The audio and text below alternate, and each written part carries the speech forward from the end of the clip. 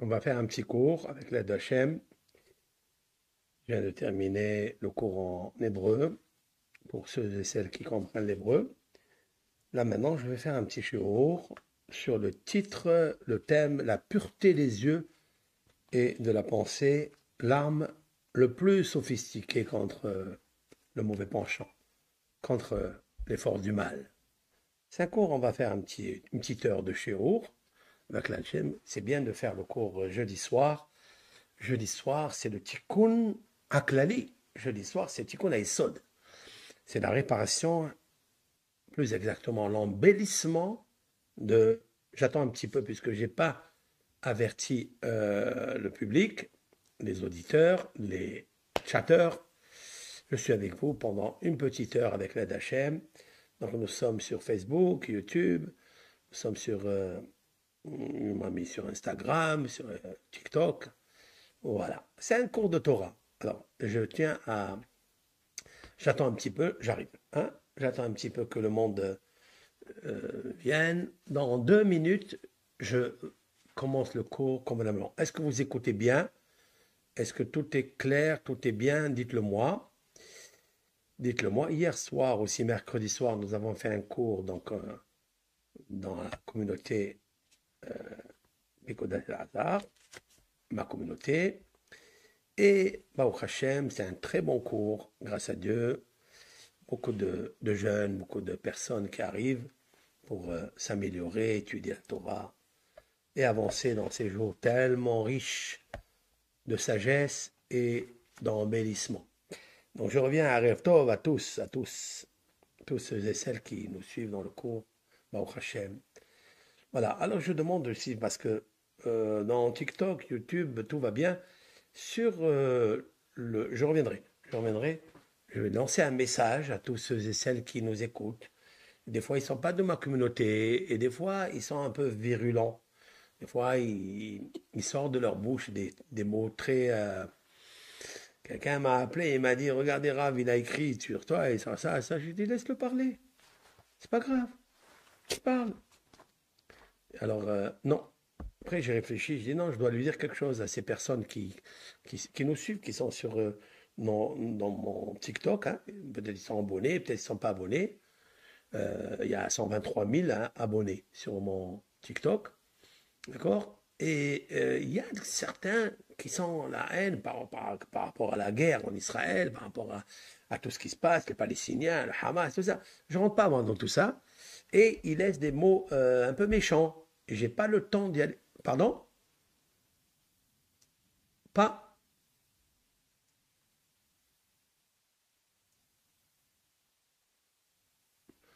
J'ai pas compris qu'est-ce que ça veut dire pas en stéréo. Pour le son, c'est bon ou pas?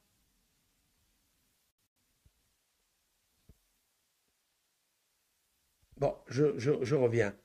Est-ce qu'il y a un souci de son? J'ai pas compris qu'est-ce que ça veut dire stéréo. Pas de son. Eh ben, il n'y a pas de son. Qu'est-ce que ça veut dire? Il n'y a pas de son. C'est vrai qu'il y a un petit souci là. Oui, ça passe. Alors, il y a qui dit ça passe, il y a qui dit c'est pas bon. On vous entend. Merci. Parce que je ne sais pas quoi faire. Il y a qui disent oui, il y a qui disent non. Bon. Je reviens dans 1 minute afin de revenir à ce cours avec l'aide de HM. Donc, voilà. Meir, merci Meir d'arranger bien la chose. Il est en train d'arranger. Comme ça, on fait un cours. Ça fonctionne que du côté gauche. Tiens, ça fonctionne du côté gauche. Bon, je ne sais pas de quel côté vous parlez. Je reviens avec l'aide HM.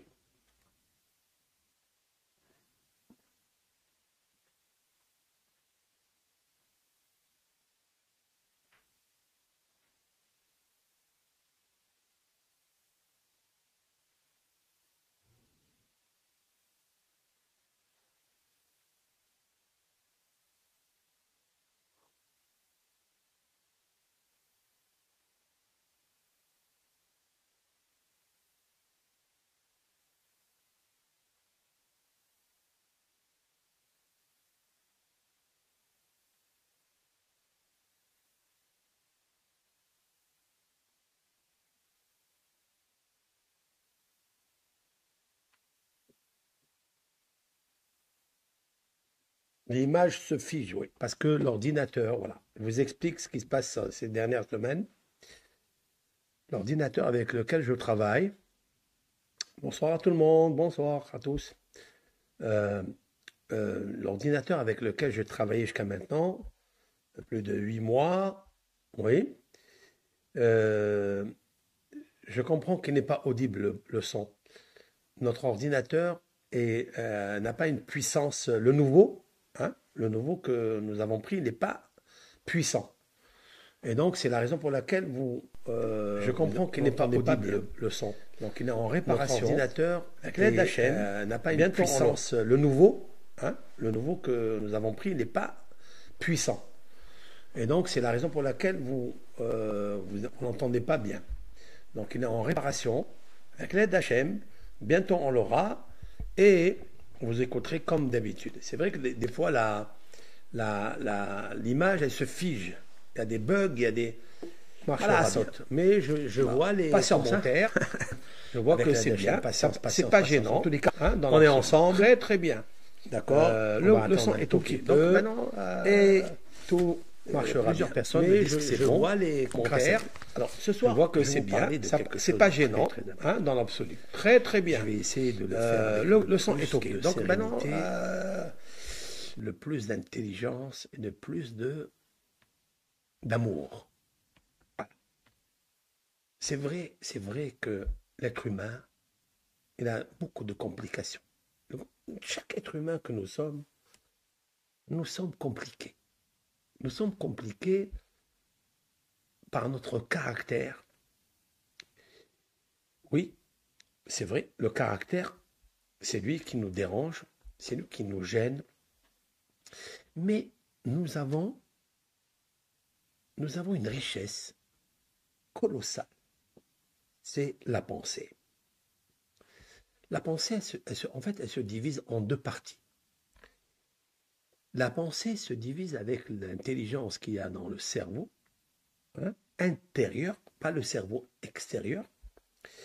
Le cerveau, je dis toujours que le mental est menteur.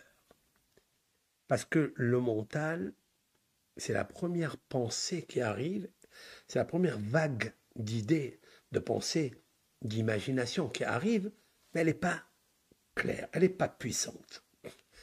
Ce sont des vagues qui divaguent. Ce sont des vagues qui arrivent de la terre. Nous avons à l'intérieur de nous les 4 éléments de base. Il y a la terre, il y a le feu, il y a l'eau, il y a l'air. Mais en fait, de la même façon que ces 4 éléments de base existent à l'intérieur de notre corps, ce sont les couleurs des 4 acides biliaires, hein, le jaune, le rouge, le noir, le blanc. C'est vrai, chaque élément de base, il est approprié, assujetti, il est en modèle correspondant à chaque élément de base. Mais il nous faut savoir que dans le cerveau, à l'intérieur, c'est-à-dire Milgav, dans l'araméen, dans le Zohar, on parle ici Milgav, ça veut dire de l'intérieur, intérieur, intérieur. Il faut savoir qu'il y a les 4 éléments de base spirituels. Et si un homme avec sa pensée, il arrive à connecter les 4 éléments de base spirituels, il peut prendre ces 4 éléments de base spirituels, le feu intérieur spirituel, le ruah, l'esprit intérieur, l'eau intérieure, le feu intérieur, la terre, c'est-à-dire les énergies, potassium, spirituelles, je parle, hein, fer, toutes les vitamines qui existent dans les plantes et dans les nourritures et tout, elles existent dans les éléments de base. C'est nouveau, cette recherche que je suis en train de vous dire, elle est nouvelle en moi. C'est une méditation personnelle et je suis sûr et certain qu'elle est reliée avec le nom du tétragramme, le nom de Akadosh Baruch, le nom de Hachem. D'accord? Donc parlons ce soir Torah, la Torah des yeux et la Torah de la pensée. Vous savez que dans le Talmud, il y a eu un rabbin Alors pourquoi je parle de ça? Parce que c'est la période où nous pouvons réacquérir les quatre éléments de base qui dirigent notre corps, mais ce sont les quatre éléments de base spirituels. Les quatre éléments de base spirituels sont tellement élevés qu'il faille les rattraper, les reconquérir en nous, les poser en nous pour diriger notre corps, nos pulsions, nos passions, nos envies. Nous avons un lien avec le corps, il nous demande ce qu'il demande et on le fait. On est des serviteurs de notre corps. Nous voulons être serviteurs de nos éléments de base, les quatre éléments de base, Ken, qui sont reliés avec le spirituel, le ciel. Ose Shamaï Vaaretz. S'il existe de l'eau ici, c'est qu'elle existe en haut, très très très haut. S'il existe du feu ici, c'est qu'il existe en haut. Tout à l'heure, nous avons fait la bénédiction de la lune. Je regarde la lune tous les 7 jours du nouveau mois. Je regarde la lune et je m'étonne, je suis émerveillé de voir. Je dis toujours à mes élèves, à ceux qui sont autour de moi, je leur dis, mais qui est-ce qui paye l'électricité en haut? Comment il s'appelle l'EDF? D'accord? Comment il s'appelle l'énergie qui est en haut? Qui est le boss? Qui est le propriétaire? Non. Qui? Parce qu'il faut savoir que la lune extérieure, celle que nous voyons, la lune extérieure, elle est la shifha, c'est-à-dire elle est la servante. Elle est le modèle d'un prototype Elion, Orim Gedolim. Il y a en haut des Orim Gedolim, c'est-à-dire des luminaires très hauts qui ne sont pas matériels, physiques. Et c'est ça que mon corps, il doit comprendre, il doit admettre. Mon corps doit admettre que de la même façon que la lune, c'est une grande lumière, mais elle dépend d'une lumière qui est très, très, très, très, très, très, très, très, très distinguée, très, très haute. Elle est dirigée par les quatre éléments de base, c'est-à-dire les quatre éléments de base spirituelle, Yud, Ke, Vav. Le nom de Hachem, Il-Barar, qui fait toutes les Havayot, c'est-à-dire c'est lui qui fait toutes les spiritualités, les existences qui existent, les énergies qui existent en nous, car nous sommes des personnes électriques à l'intérieur de nous. C'est ce feu qui est à l'intérieur, mais ce feu, c'est pas le feu de la colère ou le feu de la chaleur. C'est pas ça que je cherche. Je cherche une énergie qui est au-dessus de moi, celle que je peux capter par mon cerveau intérieur. Moa Elion, on appelle ça. Moa Elion, cela veut dire c'est l'esprit ou le cerveau intérieur. J'ai besoin de connaître cela. Vous voyez de quoi je veux parler? Bon, maintenant, je ne sais pas qu'est-ce qui se passe. Il y a un écran qui s'est figé sur mon écran. Je ne sais pas pourquoi. Je vais l'enlever. Ah, voilà. Très bien. Ça va? Vous écoutez?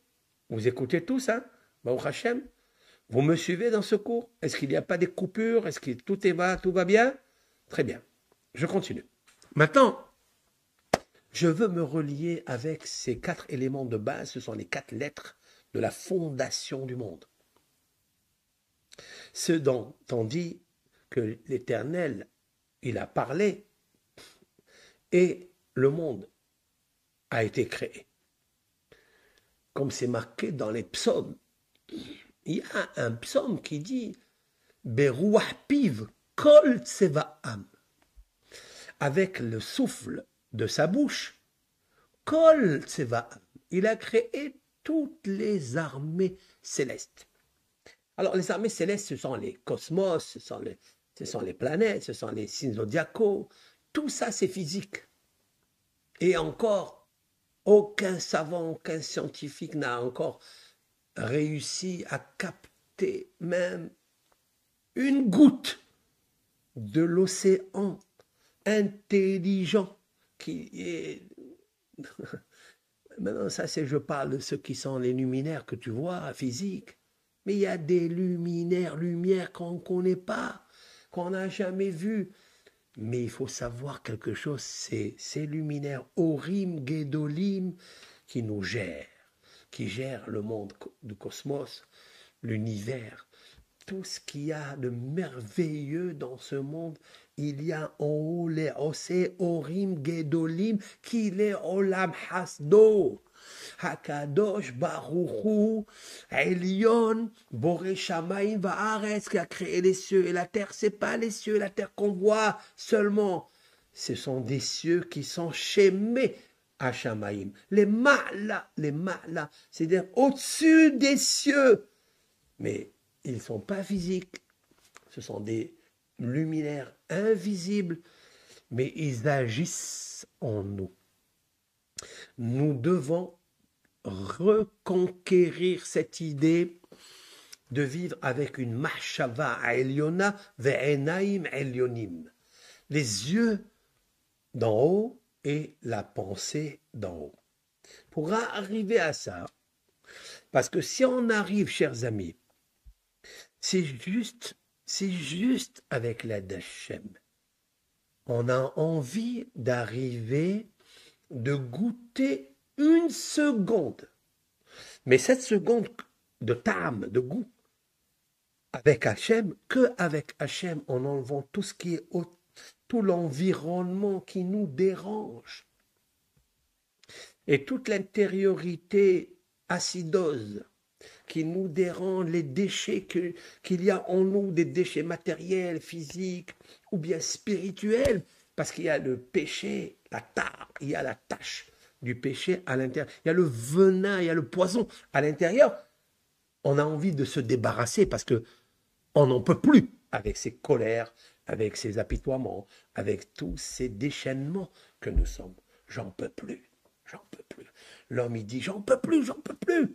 Mais je sais pourquoi tu n'en peux plus. Parce que tu n'as rien fait pour avoir plus. Si tu fais quelque chose pour avoir plus, c'est-à-dire pas ce que tu vois seulement par tes yeux physiques. Tes yeux physiques, aujourd'hui, tu ne peux plus les contrôler. Ils ne sont plus de ce monde. Ils sont en captivité dans la main du Satan, de la force du mal, dans Internet, dans le smartphone, dans tout ce qui est aujourd'hui technologie, tout ce qui est réseau social, tout ce qui est perversité, tout ce qui est infidélité, illicite, nous sommes dedans. Qui peut dire qu'il a échappé à ça? Personne. Il serait un menteur de dire une chose pareille. Un menteur. Nous sommes tous trempés dedans. Peut-être quelques-uns qui ont échappé à ça. Nous voulons purifier nos yeux et purifier nos pensées. La tâche, le travail, il est colossal. Colossal. Mais nous allons peut-être gagner quelque chose. Nous allons peut-être avoir un tout petit peu d'air, une ouverture spirituelle, de rentrer dedans, dans cette lumière, essayer de connecter avec un peu les cieux, connecter avec le spirituel, avec le supérieur, quoi. J'ai envie de connecter, j'ai envie que Dieu, il me dise, écoute, je te regarde. Parce que je ne suis pas encore sûr qu'il me regarde. Oui, il regarde en tant que créateur. Mais ce n'est pas ça que je cherche. Je cherche qu'il s'épanche pour m'écouter et dit, mon fils, mon serviteur, tu as gagné ton Yetzirah sur ça. Tu n'as pas regardé ça, tu n'as pas pensé ça. Rahim Akadosh. Écoutez ce qu'il a dit Rabbi Haim ben Attar. Rabbi Haim ben Attar a dit Yesod Aïd Katshut, la base, le fondement de la sanctification ou la sainteté, ou c'est seulement Betaharat HaMachshava, c'est dans la pureté de la pensée, ou Shmirat HaEnaim, et dans la sauvegarde des yeux. Maché Enken, ce qui n'est pas le cas de celui qui n'est pas vigilant dans ces deux choses, même dans une seule chose de ces deux, pureté de la pensée et la sauvegarde des yeux. Si quelqu'un il a oublié une, ou il est négligent dans une, ou il se trompe dans une, ou il regarde, ou il pense, Yachol bekal likashel bimsudat hayetzer. Il peut facilement trébucher dans le filet du mauvais penchant, du Satan. Il faut les deux, il faut les jumeaux, il faut les jumelles. Il faut les jumelles. Les jumelles, je vous parlais des deux. Les yeux, faire attention à ses yeux et de faire attention à ses pensées. Un homme, il peut fermer les yeux et penser à ce qu'il veut. Un homme, il peut arrêter sa pensée, je ne sais pas, mais en tous les cas, ouvrir ses yeux, regarder ce qu'il veut. C'est autorisé, c'est permis. Il y a un démon qui s'appelle Ashmedai, le roi des démons, il a enseigné au roi Salomon, il lui a dit, écoute, lorsque le roi Salomon, il avait pris en captivité pour lui dévoiler où se trouvait la Dochifat, c'est ce fameux coq oiseau qui a la hupette, hein, ça s'appelle la huppe ou la hupette, ouais. C'est elle qui conservait le tolat, c'est-à-dire le verre qui s'appelle Shamir, avec lequel il a une faculté de couper tout ce qu'il touche. Il marche, là où il marche, il touche, il le brise. Le roi Salomon avait besoin de construire le premier temple. Il devait aller chercher des roches, des briques de la montagne, mais qui soient massa, c'est-à-dire d'un coup, sans les casser. On ne peut pas le faire avec un marteau ou avec une pioche. On ne peut pas le faire parce que sinon, le Beth Amikdash ne peut pas être construit comme ça. Et il devait trouver donc le Shamir et il ne savait pas où il était. Donc il s'est dit qu'il n'y a que Ashmedai qui sait où il est. Et Ashmedai, bon, il a envoyé son général et il a reçu, donc il a ramené le Shamir. Mais en attendant, le roi Salomon lui a posé quelques questions. Il lui a dit, quel est ton travail dans ce monde? Quel est ton travail? Qu'est-ce que tu veux des êtres humains? Pourquoi? Quelle est ta mission? Quel est ton but? Quel est ton rôle dans ce monde? Il lui a dit, Ashmedai, une seule chose. Je veux donner tout gratuit aux êtres humains. Gratuit. Hinam. Je veux qu'ils payent rien. Vous voyez, les gens, ils négocient sur les téphilines, ils négocient sur les tzitzit, mais ça c'est cher. Les bourgeois de Shabbat, on négocie. Cette négociation, elle n'est pas bonne parce qu'Ashmedai dit, je te le donne gratuit si tu le veux. Mais le gratuit, hinam, gratuit, en hébreu, hinam, c'est gehinam, valeur numérique 98. Gehinam, comme l'enfer. Quand tu veux quelque chose de gratuit dans ce monde, sache, aujourd'hui, le smartphone, on paye un petit quelque chose et c'est gratuit, tu peux regarder tout. Il lui a dit Ashmedai, à ce grand savant, Shlomo HaMelech, le roi, il lui a dit, écoute-moi bien, écoute, voici le secret des forces du mal, c'est de donner à l'homme tout gratuit. Quelles sont les deux choses qu'on peut avoir gratuit? La pensée. Là où tu es, tu peux t'asseoir et penser à ce que tu veux. C'est gratuit. Et là où tu veux regarder, c'est gratuit. Tout est gratuit. Le travail d'un Ben Israël et de tout homme, s'il est croyant, s'il sait que Dieu le regarde, que toutes les pensées sont filtrées d'abord par Dieu, il faut qu'il sache que s'il maîtrise sa pensée et ses yeux, de ne pas regarder des choses interdites, illicites et infidèles, il faut qu'il sache qu'il commence à parler avec Dieu. Maintenant, il commence maintenant à parler avec Dieu. Parce que Rabbi Haïm ben Attar, il a dit que Yesod Haït Katchout, si quelqu'un il veut se sanctifier, si quelqu'un il veut goûter Tov Ta'avadat, le goût de l'arbre de connaissance de la Torah, du bien, pas du mal, il faut qu'il commence à faire attention à ses yeux et à sa pensée. Travailler sur sa pensée et ses yeux. Même une demi-minute par jour. Une petite demi-minute par jour. Il travaille sur sa pensée, il dit, je vais l'attraper, cette pensée. Pas la première, parce que jamais tu peux l'attraper, celle-là. Jamais tu peux la dominer. Elle te domine, celle-là. Le mental menteur. Elle t'amène dans tous les sens. Mais celle qui vient tout de suite après, aussi, elle est mi-figue, mi-raisin.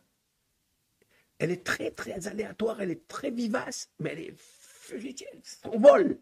C'est pas celle-là. La première, laisse-la passer.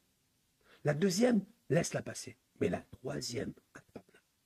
c'est là-bas où il y a la mahshaba. Mahshaba, c'est otio simha. La mahshaba qui est à l'intérieur peut t'amener la joie. Si quelqu'un a perdu la joie, il est triste, il a besoin des médicaments anxiolytiques. Il faut savoir qu'il a un tic dans la pensée et dans les yeux. Fais attention à ça. Maintenant, tu vas aller à l'intérieur Mahshava pour apporter la simha. Ha Mahshava, ha simha. C'est les mêmes lettres. Mais tu prends cette Mahshava, tu la domines. Même 1 minute par jour. Mais que tu le fasses avec un self-control. Et tu vas voir quand tu as contrôlé tes yeux, ta pensée, seulement ta pensée et tes yeux. Il faut que tu saches immédiatement, tu as sécrété une joie à l'intérieur.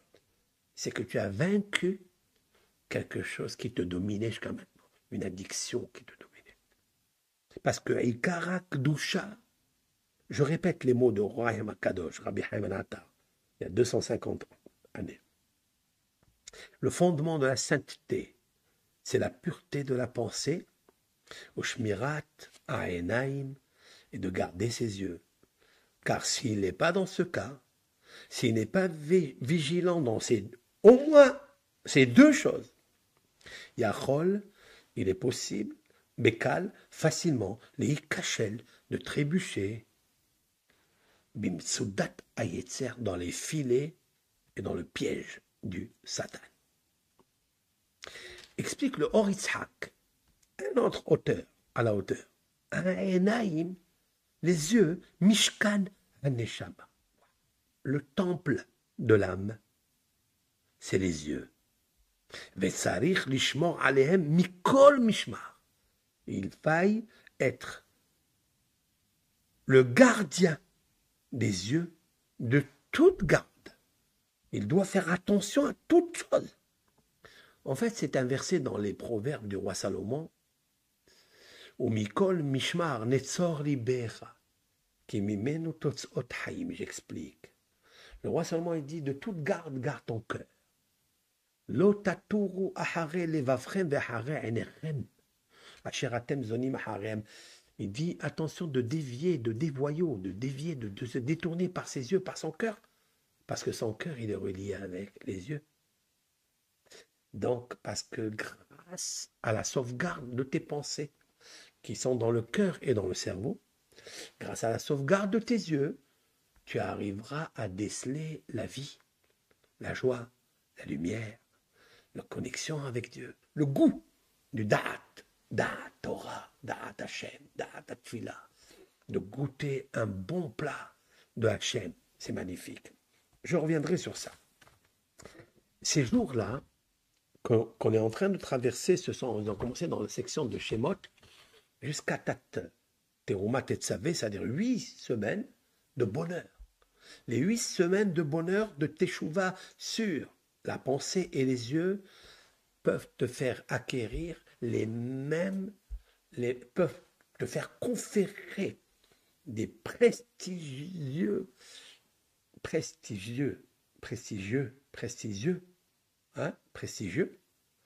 car le jeu et la vie, il faut la gagner. Il faut gagner le jeu. Il faut jouer et gagner, pas perdre.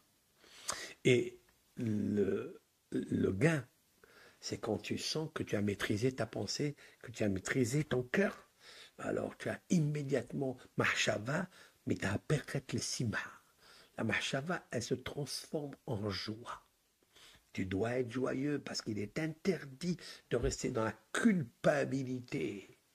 La culpabilité, elle te fait immobilisation de ton ratson, de ton kéli, de ton vase précieux qui est le cœur, et il fuse dans tous les sens, et ça, c'est pas bon. Je vous raconte une petite histoire de Rabbi Mathia ben Harash. Rabbi Mathia ben Harash est un docteur de la Mishnah. Et Rabbi Mathia ben Harash sauvegardait ses yeux et sa pensée toute la journée, puisqu'il ne regardait pas en dehors de ses 4 coudées. Toute personne, là où elle marche, elle a 4 coudées à elle. Dans les lois de Shabbat, 4 coudées. Ce sont les 4 coudées qu'un jour on va recevoir, quand on ne sera plus ici. Quand un homme il quitte ce monde, combien il en a dans le cercueil? 4 coudées. Il n'y a pas plus. Miskin, miskin l'homme. Il se bat pour acheter des penthouse et acheter des tours et des tours et des tours. Mais il a oublié que ce monde ne lui appartient pas et il s'enorgueillit de ça. Qui? Le rachat qu'il y a en lui. Lui, il n'est pas rachat, attention. Tout homme n'est pas un méchant, n'est pas un impie. C'est celui qui est à l'intérieur. C'est le Satan, c'est l'impie qui est à l'intérieur. Des fois, tu peux lui dire méchant, laisse-moi tranquille. Tu peux lui dire ça, tu vaincras. Il faut savoir que Rabbi Mathia ben Harash avait cette mida, c'est-à-dire cet effort, cette mida, c'est Kdusha, ta'enaim, mais Kdusha ta machava. Il avait la sainteté de la pensée, il ne regardait pas. Il ne regardait pas. Après 4 coudées, il dit, dans mes 4 coudées maintenant, je dois faire attention à ne pas regarder comme un jour je vais être là-bas, en dehors de la terre, sous la terre, dans la dernière demeure, où on fait 2 morts. 2 morts. On quitte ce monde et on attend si on va avoir l'autre. On ne sait pas où on va demeurer. On ne sait pas. Donc moi, dans mes 4 coudées, je ne vais pas lever mes yeux. Il était plongé toujours dans l'étude de la Torah, attaché à Kadosh Baruch Hu, toujours dans les tzitzit, etc. Rabbi Mathia ben Harash, le Satan, le Yetzer Hara, de la débauche, de la sexualité, il voulait le faire tomber. Il voulait à tout prix le faire tomber. Qu'est-ce qu'il a fait? Il s'est déguisé en femme. Il a fait une femme, Miss, je ne sais pas laquelle, et il voulait le faire trébucher.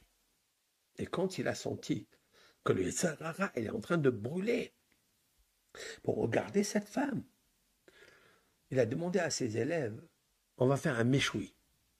Il a dit à ses élèves de prendre des broches en fer, de mettre de la viande dedans et aller les faire griller et lui amener pour manger. Ils n'ont pas compris que jamais il leur a demandé une chose pareille. Mais parce qu'eux, ils n'ont pas vu le Satan, le Malach, l'ange, le Serara qui était là, devant lui, face à lui, pour lui troubler la pensée, pour lui troubler ses yeux. Il a dit, Waliya, si je te regarde avec les yeux, la Neshama, qu'est-ce qu'il a dit le Rav? Enai Mishkan Neshama. Les yeux, c'est le temple de la Neshama, de l'âme. Si je regarde, je détruis le temple. C'est fini le Gan Eden, c'est fini. Lorsque Hava, elle a regardé l'arbre de connaissance du bien et du mal, c'est fini. Elle a détruit le temple. Le serpent, il a pu rentrer comme il veut. Il a fait des slaloms. Il a perdu Shalom Bayit. Quand tu slaloms, tu perds le Shalom Bayit. Shalom Bayit, tu le perds, malheureusement.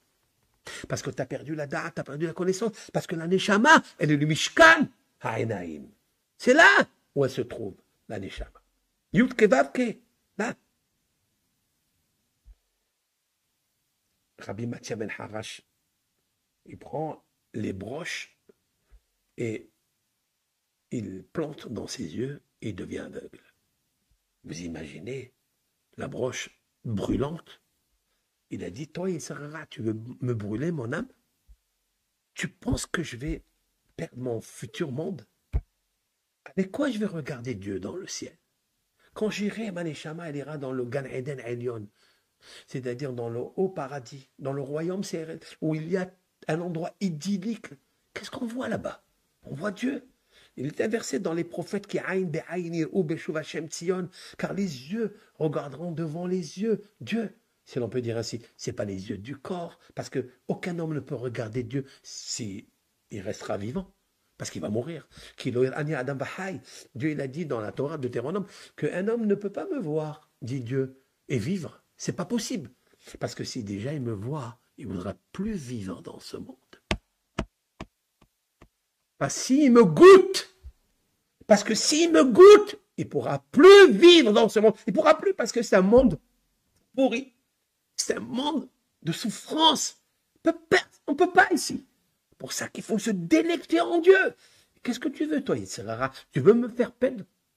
Tu veux me faire disparaître? Que mon esprit de l'Aneshama, il regarde Dieu un jour? Je m'entends, hein? Dieu, on ne peut jamais le regarder. Même dans le monde futur, tu ne peux pas le regarder. Parce que Dieu n'est pas un être humain. Dieu n'est pas physique. C'est une énergie. Mais tu peux la voir, cette énergie. Il veut la voir dans le monde futur.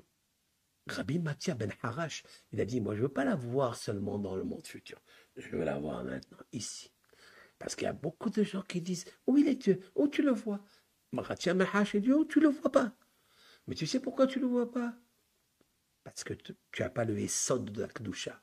Parce que tu regardes n'importe quoi. Tu penses à n'importe quoi. Il y a des croissances de la pensée, des croissances dans les yeux.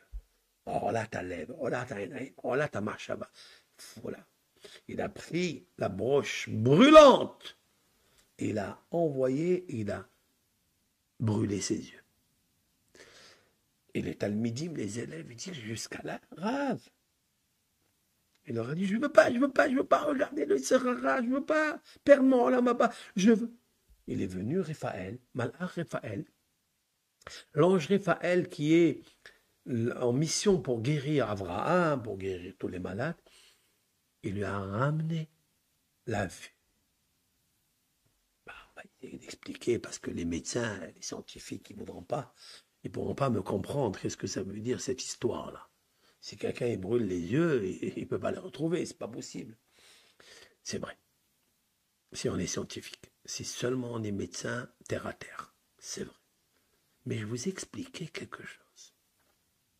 Que les yeux d'ici, c'est des luminaires physiques, mais il y a des luminaires Orim Gedolim.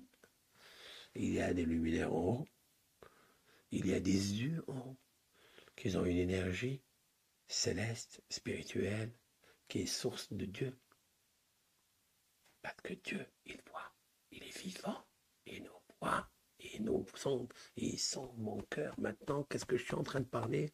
Est-ce que je dis vrai? Est-ce que je suis consentant de ce que je suis en train de dire? Je suis en train de vous bluffer, blâmer? Non, je sais que Dieu, il me voit. Je veux m'attacher à lui. Et Matthias ben Harash, toute sa vie, il a fait attention aux yeux, pas d'ici. Il n'a jamais fait attention aux yeux d'ici physiques qui regardent n'importe où. Ceux qui dévient, qui dévoient à cause de leur cœur. Son cœur, il est posté dans le goût de Tov Ta'am Vadat, dans la Torah, dans le goût de la Torah. Et comment?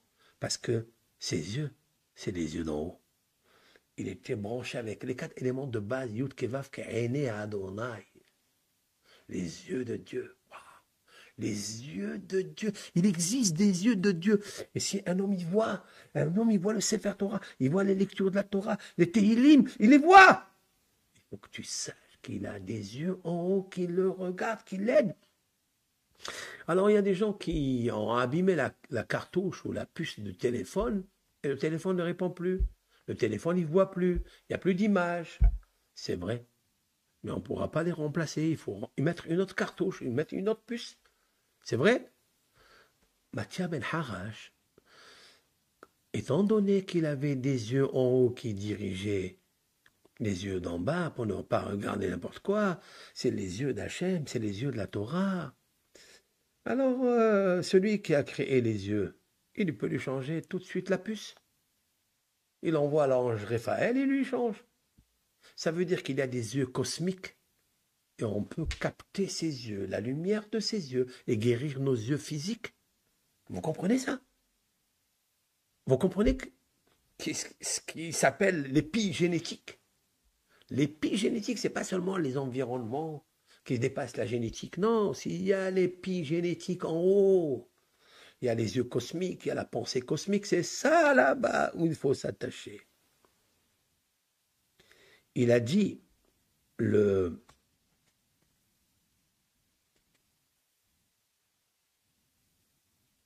un des rabbinim que je vais vous citer maintenant, c'est le prix Tzaddik. Le prix Tzaddik, c'est un livre. העיקר זמן התיקון בשבתות שבהם דשבת ברזה דברית. ולהידבק בשבתות. Je vais expliquer. L'essentiel pour arranger les yeux et la pensée, ça sera le jour du Shabbat, le samedi. Parce que les yeux de Dieu, ils sont dans le Shabbat, puisqu'il a dit, je me repose le samedi. Si quelqu'un veut sortir de l'enfer, de tous ces pièges, tous ces filets que le Sahara lui tend dans la semaine, fais attention à l'alliance de Shabbat. Parce que grâce à l'alliance de Shabbat, tu vas éclairer ta semaine, tu vas éclairer tes yeux spirituels en haut, et Dieu, il va te protéger tes yeux et ta pensée. Je vais revenir dessus. Maintenant, nous avons appris de ce docteur de la Mishnah quelque chose de magnifique, que quand on fait attention aux yeux d'en haut, Dieu nous protège les yeux d'en bas, même s'il les a crevés, pour ne pas brûler par le Yetzer Hara de la femme qui lui a présenté, qui s'est présentée comme une femme prostituée, cet ange-là. Il y a des anges qui se transforment en femmes, et c'est ce qu'il a eu, Matthias ben Harash. Mais qui était cet homme-là? Pourquoi Matthias ben Harash a subi l'épreuve de la prostitution des yeux et de la pensée? Pourquoi? Explique le Rama Mipano. Il y avait un rabbin il y a très très longtemps, 450 ou 460 années, qui a vécu en Italie, Fano. Il s'appelle Rabbeinu Menachem Azaria. Très grand docteur en Torah, en philosophie, surtout en Kabbale. Il a écrit un livre qui s'appelle Asara Ma'amarot, les 10 paroles de Dieu, mais c'est un livre gros, épais comme ça, très compliqué à comprendre. Et lui, il a écrit un autre livre qui s'appelle Nitzutse à Gilgul, c'est-à-dire Nitzutse Neshamot, Gilgul et Neshamot. Ce sont des finesses, des innovations kabbalistiques qu'il a piochées de la Torah. Et quand il est arrivé à ce Talmud-là, il a dit, mais c'est qui cet homme-là? Il a posé la question, mais c'est qui Matthias ben Harash? Pourquoi une épreuve aussi douloureuse?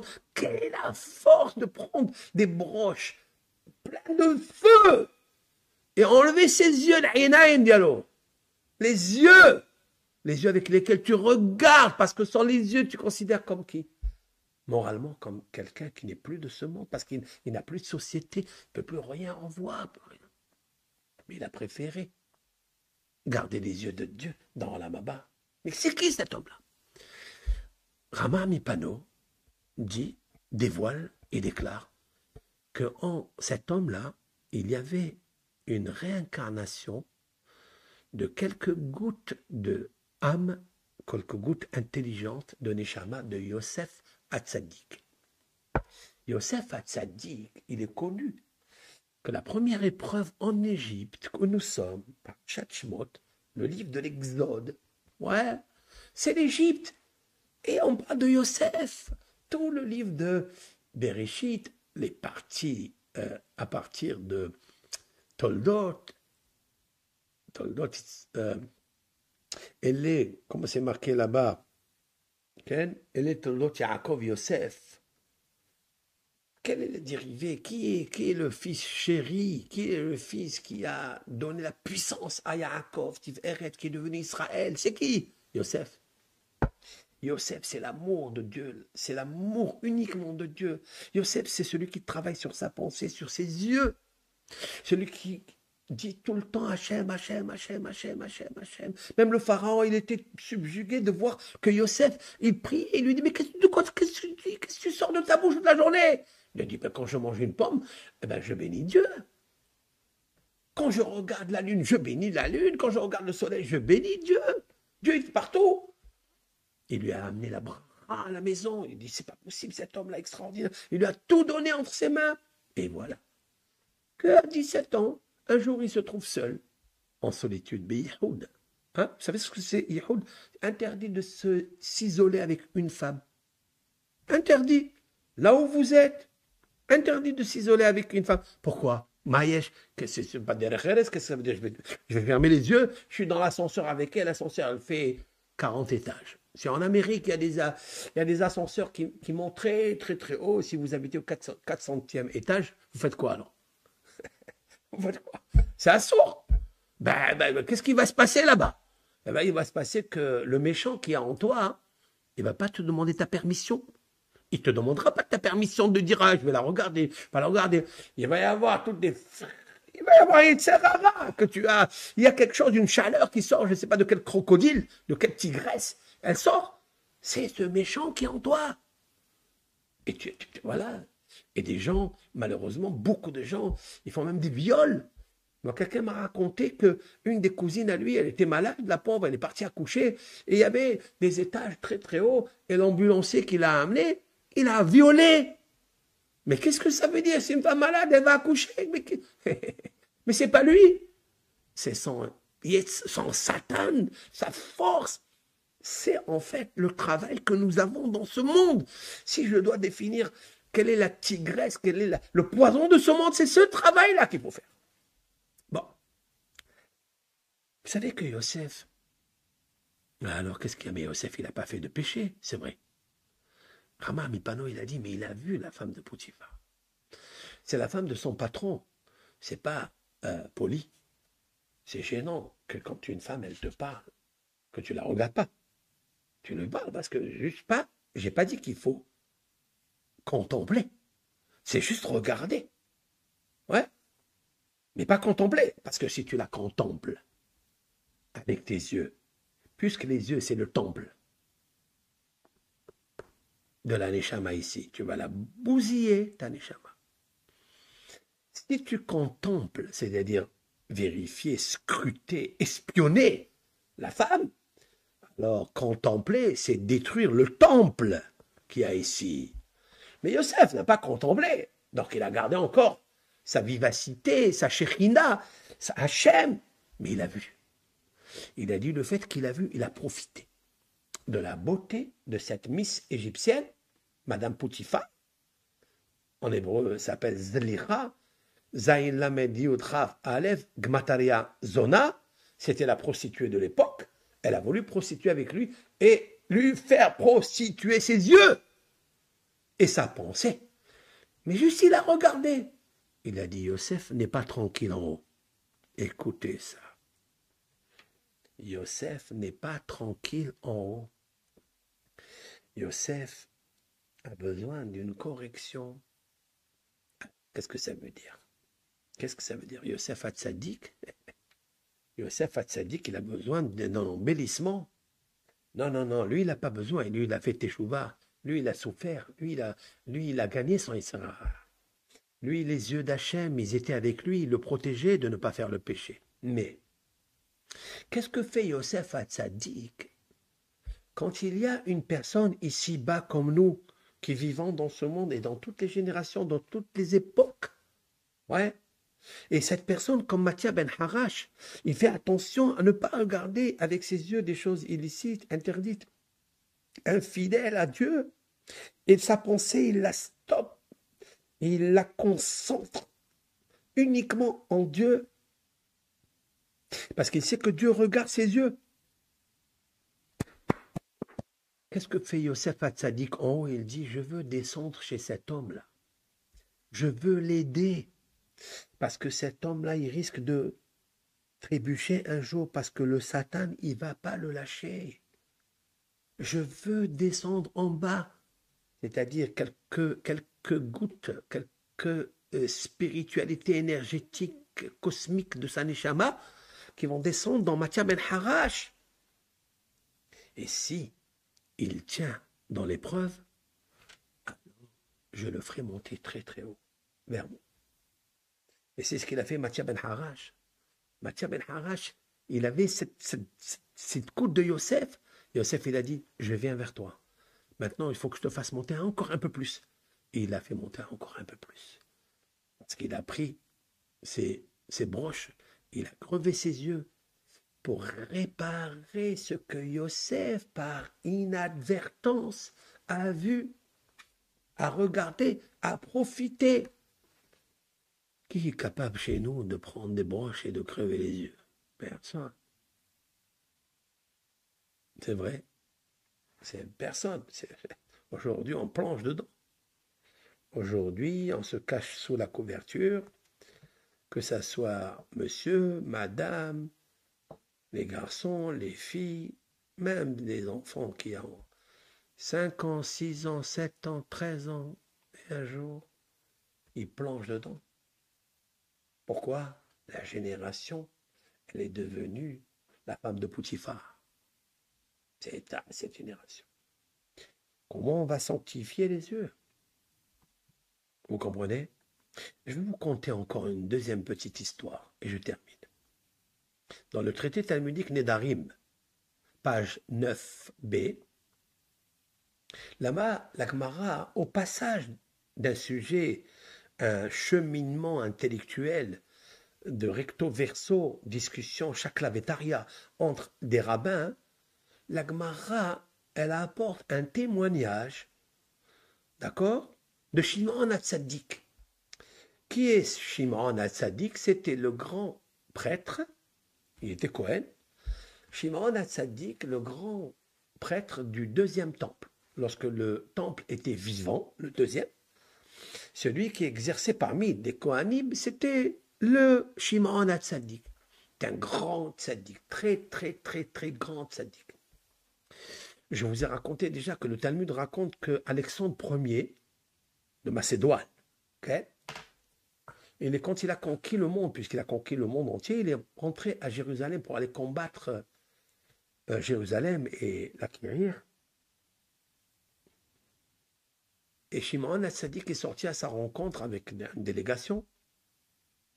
Alexandre Ier s'est prosterné devant lui, devant Shimon HaTzadik.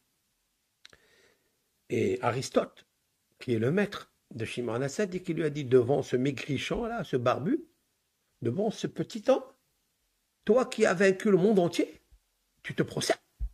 Il lui a dit, figure-toi que c'est grâce à cet homme-là que je gagne les guerres. Toutes les guerres que j'ai gagnées, c'est grâce à ce monsieur-là. Il dit, comment? Il y a un télétransport que Dieu, le créateur du monde, il me fait montrer le visage de celui-ci, je viens de le voir en love. Avant, je le voyais en live. Maintenant, je le vois en love. Je l'aime, cet homme. C'est lui qui me sauve la vie, qui me donne la victoire.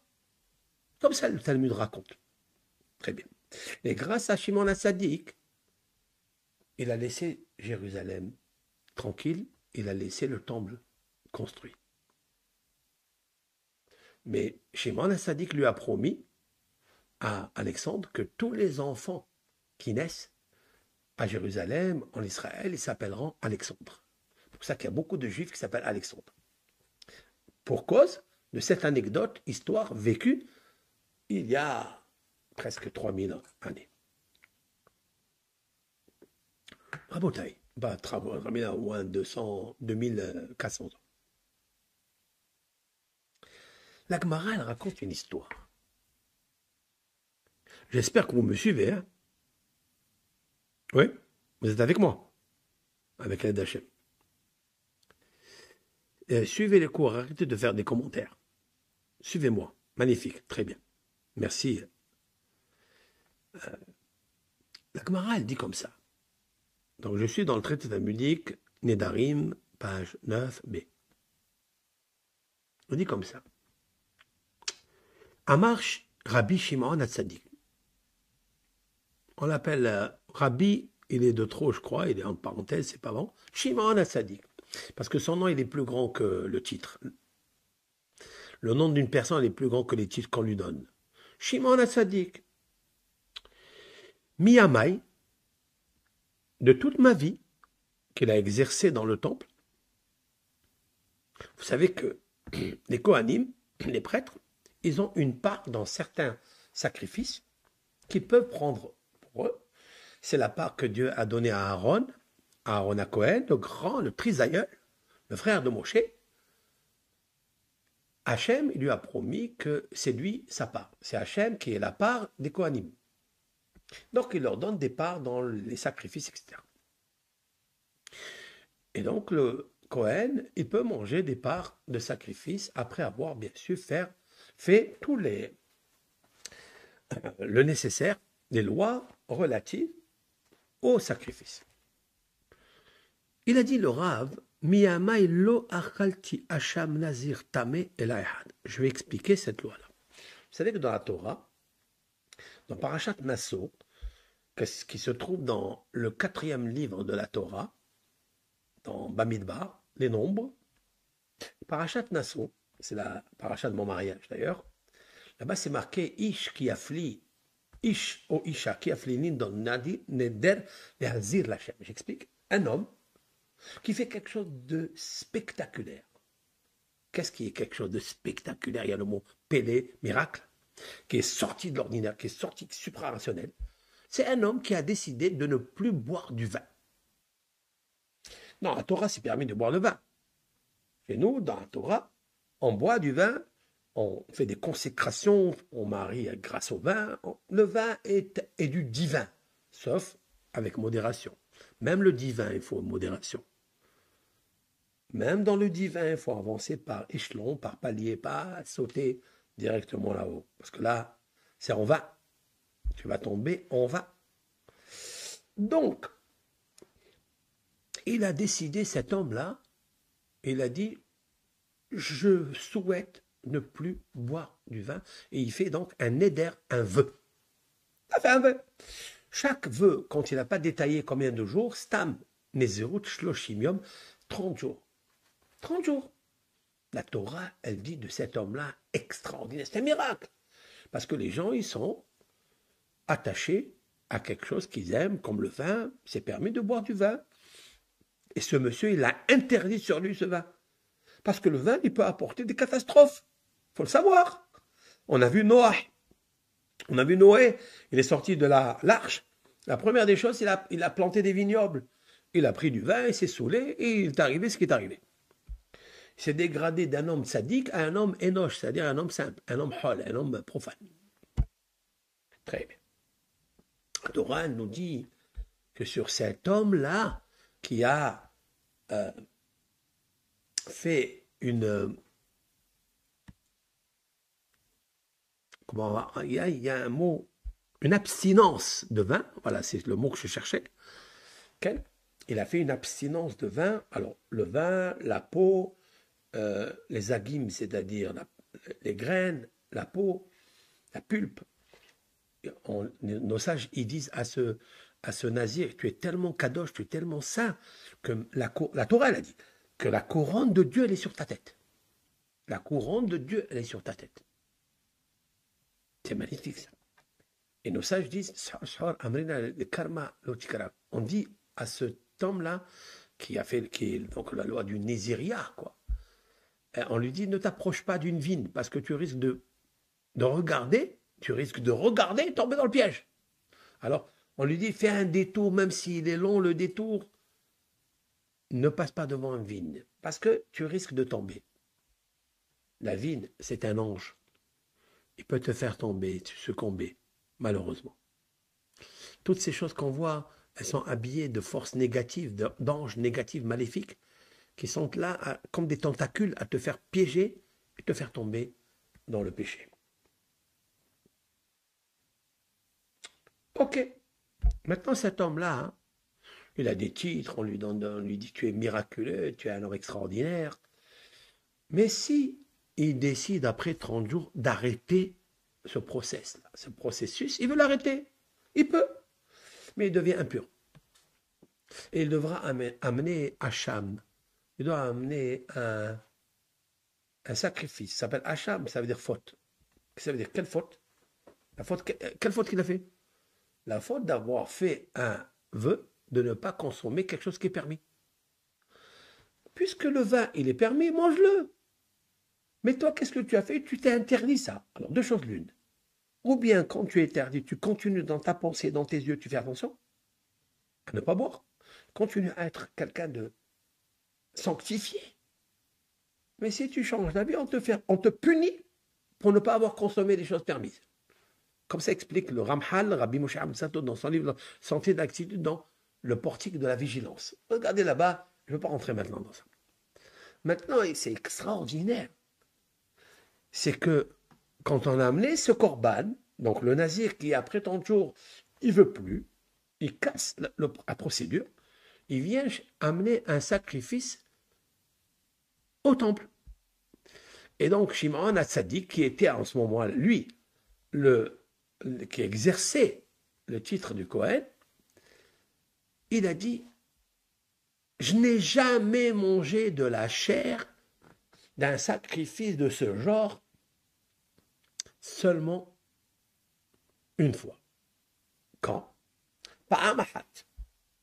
Un jour. Ba Adam Ehad Nazir Minha Darom. Il est venu une personne du sud d'Israël, elle est venue dans le temple, mais il était nazir, c'est-à-dire, qu'est-ce que c'est nazir? Donc il avait décidé pendant des années à laisser pousser ses cheveux, à ne pas boire du vin, boire tout ce qui est afilou mishrat anavim, ça veut dire même si on a pris du vin, on l'a trempé dans l'eau, on a enlevé le vin, on a fait distillation, on a fait filtrer l'eau qu'il y a dedans, tu n'as pas le droit de boire. D'accord? Et puisque cet homme-là, il était nazir, il a fait pousser ses cheveux, etc. Vera Itiv, quand il était là, j'ai vu, Shehu Yafeh Enaim Vetov Ro'i, un homme qui est beau dans ses yeux, et très belle d'aspect, très bel homme d'aspect, il avait la chevelure avec des tresses d'une beauté extrême. À Martilo, vous savez qu'est-ce qu'il va faire maintenant? Il va amener le sacrifice, il va couper ses cheveux, il va baisser ses yeux, et il va donner ses cheveux. Ah, voilà, il va les jeter. Il les coupe, fini. À Martilo, je lui ai dit à cet homme-là, béni, mon fils, qu'est-ce que tu as vu? Qu'est-ce qui t'a pris dans la tête de couper ses cheveux tellement beaux? Amarli, il m'a dit, j'étais berger du troupeau de mon père dans ma ville. Je suis allé puiser le sang dans le signe zodiacal de Shvat, le puiseur, c'est-à-dire verseau. J'ai pris le verseau pour puiser de l'eau et j'ai regardé dans le miroir de l'eau mon visage. À l'époque, il n'y avait pas de miroir. Et c'est la première fois qu'il a vu que son visage était brillant, beau, avec ses chevelures, des tresses. Et mon monde ici-bas, Martilo, il y a un petit souci, c'est bon. Vous me suivez? Oui, parce qu'il est revenu là. À Martilo, je lui ai dit, Racha! Voilà ce qu'il faut apprendre de ça. Racha! Méchant, c'est-à-dire le mauvais penchant, c'est le Satan. Tu peux lui dire Racha. C'est pas à toi que tu dis Racha, c'est à lui. C'est celui qui te parle. C'est ce disque qui revient à chaque fois. Profite, vas-y, tu es beau, tu es magnifique, tu as un bel aspect.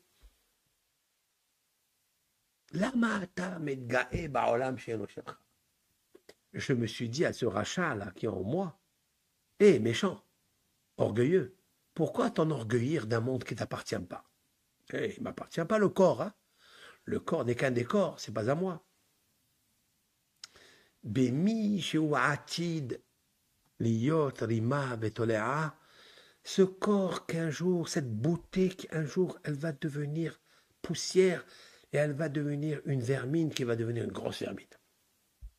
Vous savez qu'est-ce que c'est Rima betolea? Au début, un homme, quand il quitte ce monde, 3 jours après, il se décompose, se détériore, et sa chair, elle pourrit, sa chair, elle pourrit, et elle sécrète des petits vermisseaux, des petits vers.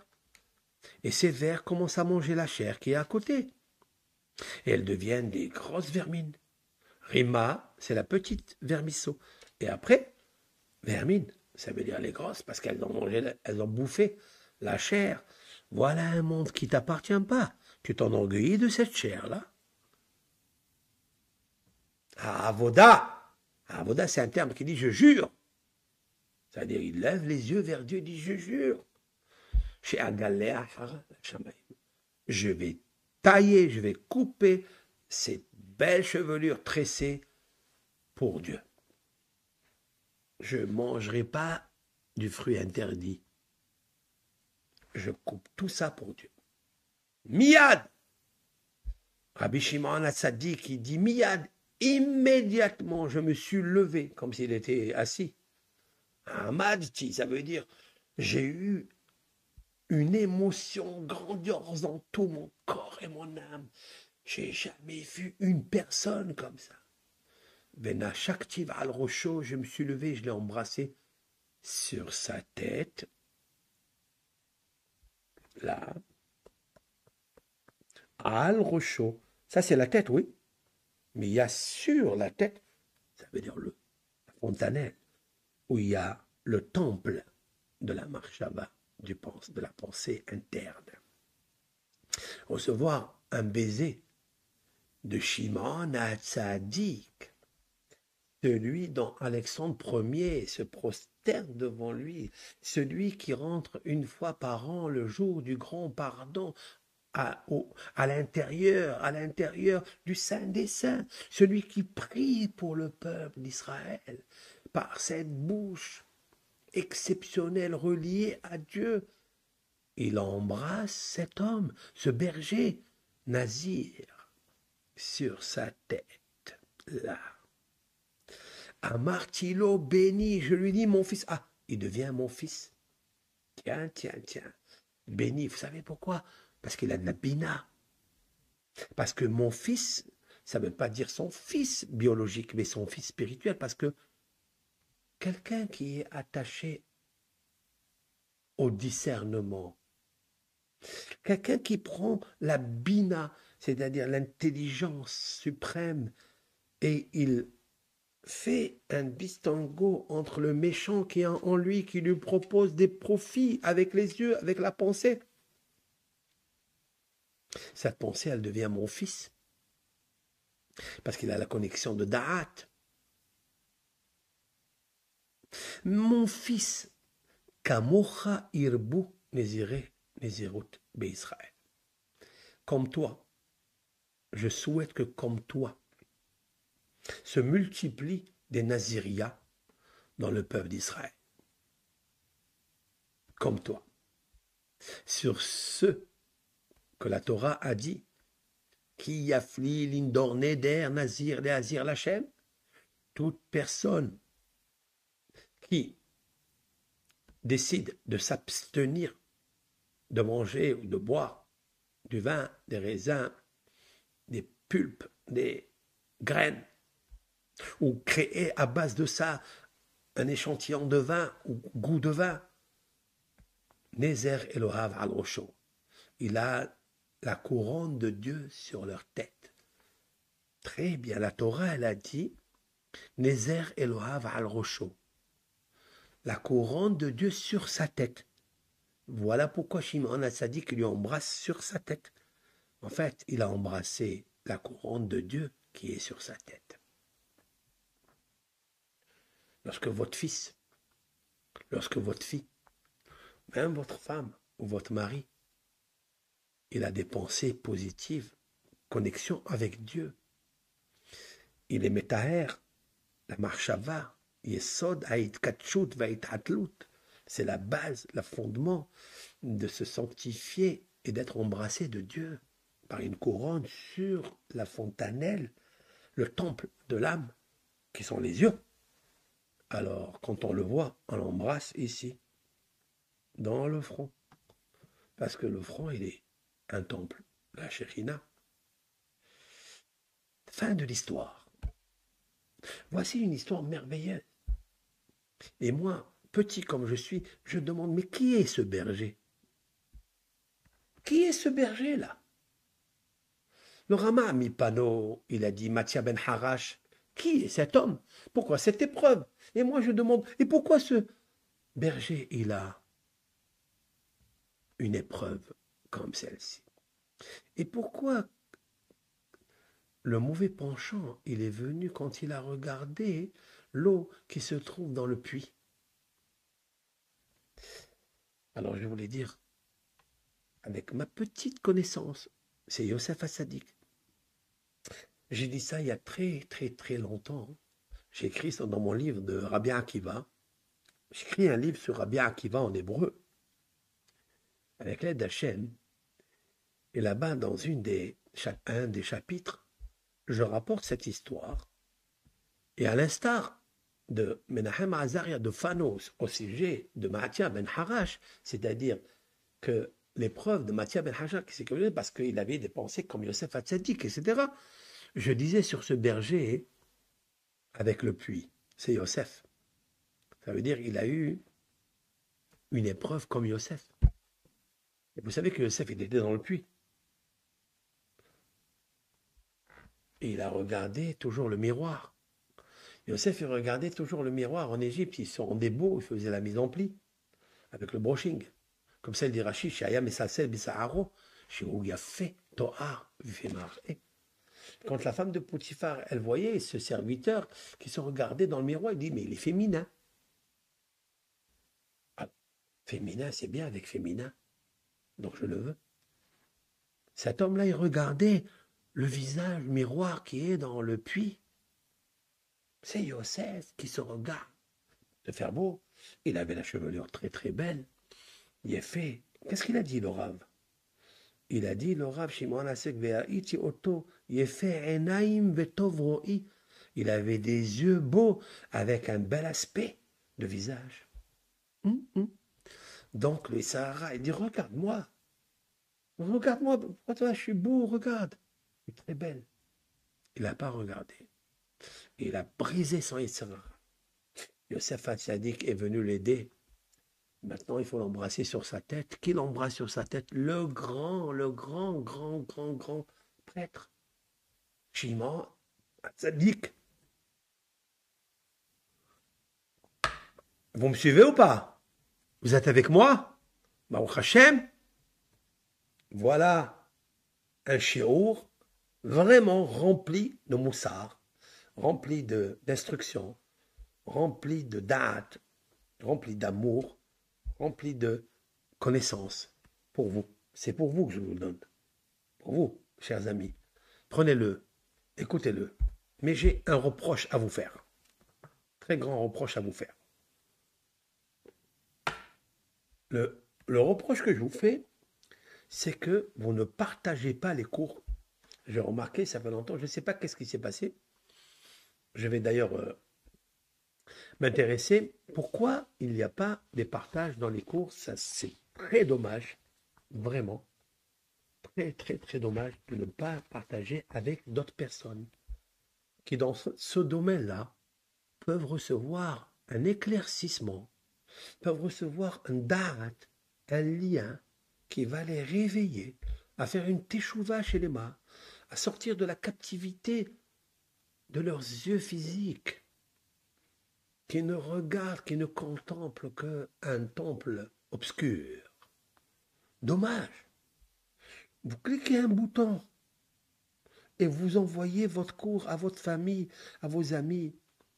Un cours comme ça, il peut réveiller, faire teshuva quelqu'un, faire revenir au repentir devant Dieu. Parce qu'on a besoin dans ces périodes-là.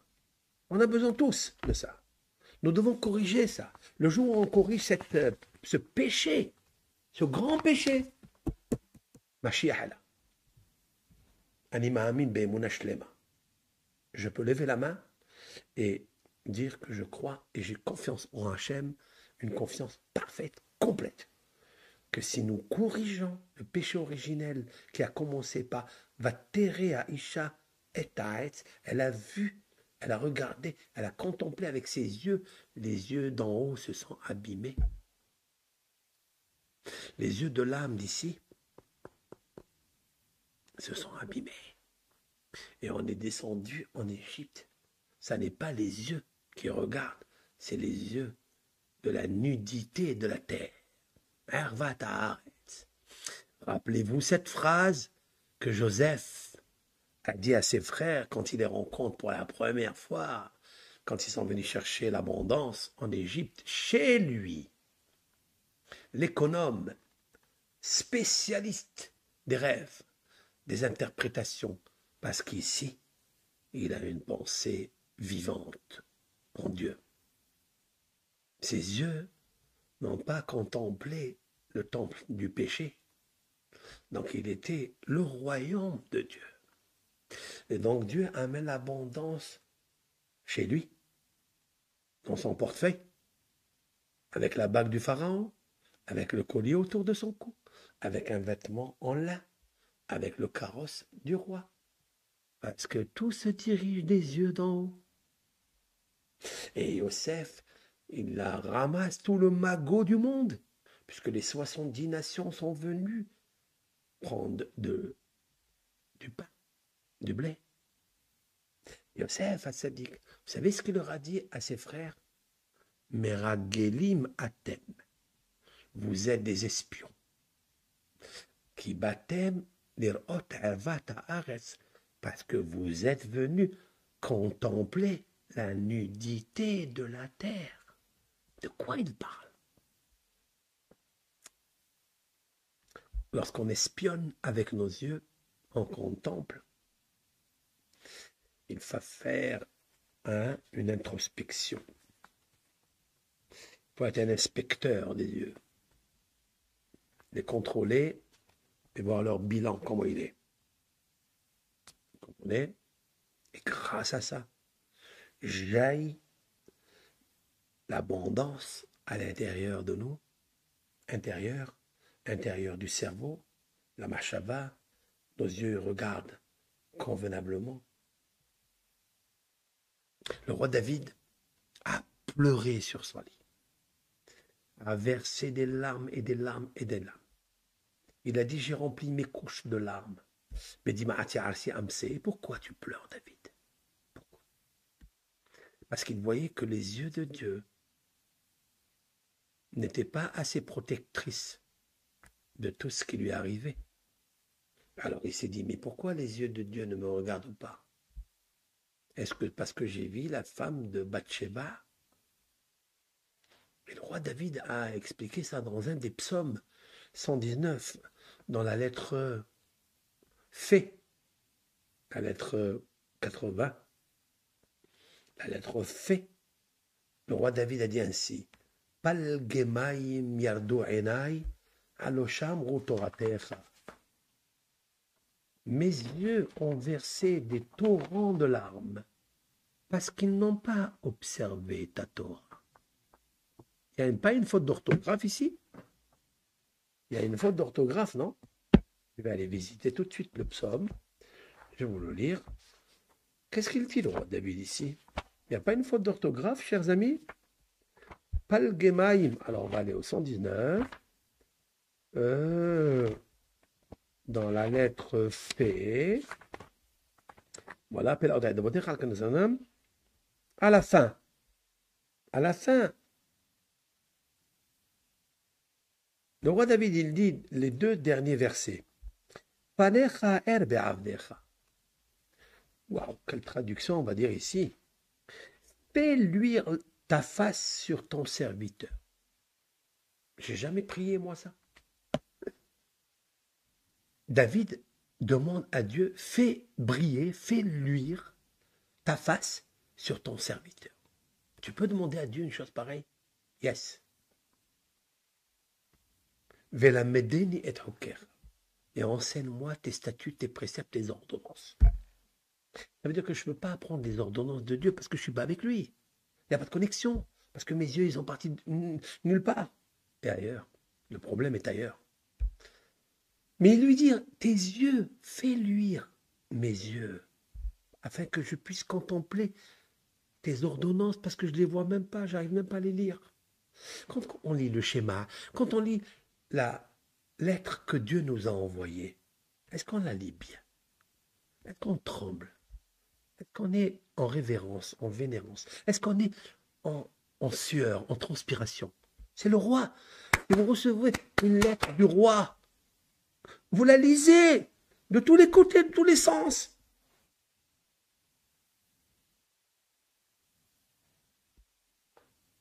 Et vous êtes minutieux. Chaque mot, c'est le roi qui m'a écrit. Est-ce que nous, quand on lit le schéma, tes lois, est-ce que nous avons la face de Dieu en nous? Elle ne brille pas en nous. Le roi David, il dit, pourquoi je prie ça? La suite. Palgemaim yardu enai. Mes yeux ont versé des torrents de larmes. Pourquoi? Alash, lama. Pourquoi? Al lo shamru torater. Parce qu'ils n'ont pas observé ta loi. Il n'y a pas une faute d'orthographe ici. Ils n'ont pas observé ou parce que je n'ai pas observé ta loi. De façon que je n'ai pas observé ta loi. Alors je prie, je pleure. Non, non. C'est mes yeux qui n'ont pas observé ta loi. Alors, chambre, pourquoi les torrents d'eux doivent subir cette tristesse, cette amertume de verser des larmes? Parce qu'ils n'ont pas observé ta loi. Vous avez compris ou pas? C'est magnifique. Il faut observer la loi. C'est les yeux qui n'ont pas observé la loi. Tu fais attention, tu verras que tout ira bien.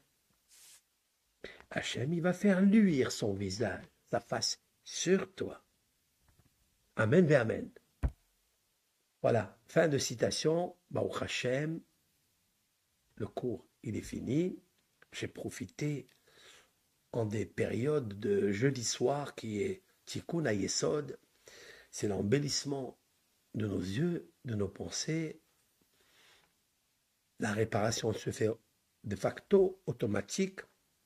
Au moment où on parle de ça, on répare, en fait, on embellit tout le passé, les péchés d'adolescence, parce que le rachat, il était là, il nous a un petit peu baladé dans tous les bars, dans tous les bals, et il nous a fait ce qu'il a voulu. Maintenant, nous devons réacquérir les lumières suprêmes d'en haut de la Neshama qui se trouve là, à l'intérieur, pour que nos yeux ils soient domptés, maîtrisés, gérés, à ne pas fuser, diffuser, contempler tout ce qu'il y a d'illicite, tout ce qu'il y a de méchant, tout ce qui nous fait mal à notre âme et à notre connexion spirituelle. Ce sont les jours qu'il faut profiter. Oui. Bisroudze, grâce à ça, sortira de la galoute. Mashiach viendra, Azat Hashem. De la même façon que Yosef, il a fait attention à ses yeux, il est devenu le Messie. Mashiach ben Yosef pour sauver le monde entier dans la famine. Sa famille, Yaakov, les Shvatim, parce qu'il a fait attention à ses yeux et à sa pensée. On sauvera le monde comme ça. Yahid Sha'asa Teshuva, même s'il y a une personne, une minute dans la journée, je dis une, qui prend sa tête, sa pensée, il la stoppe. Il dit, je pense que Yudke Vavke, au nom de Dieu. Une minute, je vous dis. Et ses yeux fermés, en regardant que le nom de Dieu, il rentre en connexion avec lui. Et il y a la simha, il y a une joie qui se régénère en lui. Elle évacue tous les ténèbres de la tristesse, de l'anxiété. Tout s'en va. Faites le test et vous allez voir. Speed test. Speed test. Shabbat Shalom. Demain, peut-être, Hachem, on aura le temps encore de revenir sur les écrans et encore faire des cours parce que c'est des moments très précieux pour Am Israël où on peut s'approcher des cieux. Ils sont près des cieux. Soyez un petit peu en stratagème, avec une foi active et puissante, purifiant, nettoyant le subconscient rayé du disque de ce que nous sommes. Changeons-le grâce à ce cours. N'oubliez pas de partager. Je réitère une bénédiction particulière à vous qui venez tout le temps au Shiurim, diffuser ces cours, partager ces cours. Et je réitère doublement toute l'armée, la belle armée et la belle âme des personnes qui étudient les psaumes dans nuit et jour. Ben Porat Yosef, que Dieu vous donne l'abondance, mais sans compter. parce que vous faites quelque chose de magnifique, quelque chose de vraiment de beau. Vous avez la chance, vous méritez de recevoir du grand réservoir